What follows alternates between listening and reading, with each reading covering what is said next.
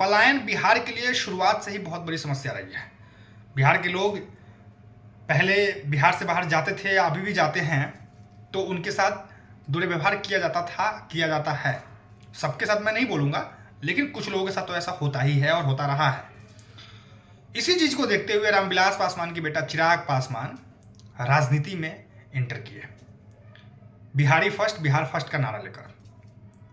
उन्हें लगा कि भाई जो बिहार वासियों के साथ जो हो रहा है, बिहार के लोगों के साथ जो हो रहा है प्रदेश में, वो सही नहीं हो रहा है, इसे रोकना है, इसे खत्म करना है। इसीलिए वो राजनीति में एंटर किए और अपना पहला चुनाव सांसद का लड़े और जीत भी गए।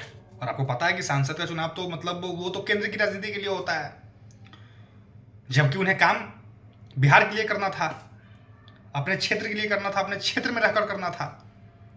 लेकिन वो सांसद का चुनाव लड़े और जीत गए, फिर वो केंद्र में एक्टिव हो गए और इस बार वो तीसरी बार सांसद बने हैं। 2024 में वो तीसरी बार सांसद बने हैं और इस बार तो वो केंद्रीय मंत्री भी है।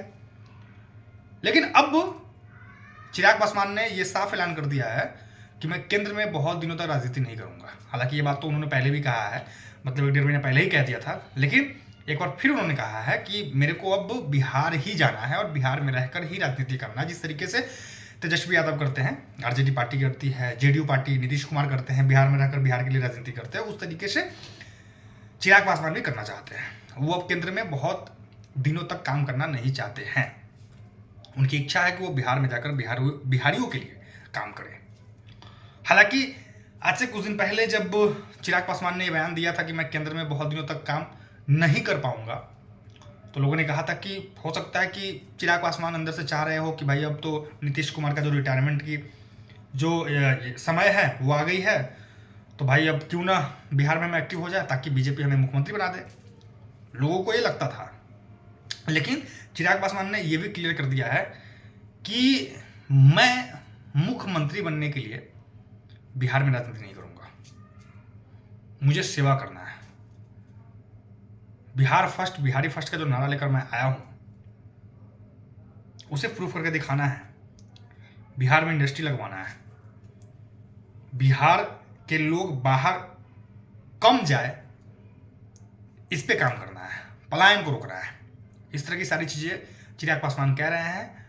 हालांकि सीट को लेकर भी चिराग पासवान ने मतलब ये नहीं कहा है कि हमें इतनी सीट मिलनी चाहिए, उतनी सीट मिलनी चाहिए, क्योंकि विधानसभा चुनाव बहुत नजदीक आ गया है, 5-6 महीने बाकी है। इलेक्शन कमीशन डेट का अनाउंसमेंट भी कर सकती है बहुत जल्द। तो एक होता है ना कि भाई कि हमारी पार्टी एनडीए में शामिल है तो हमें इतनी सीट मिलनी चाहिए, वो भी नहीं है उनके अंदर। वो कह रहा है कि बैठेंगे टेबल पे, जो होगी वो होगी।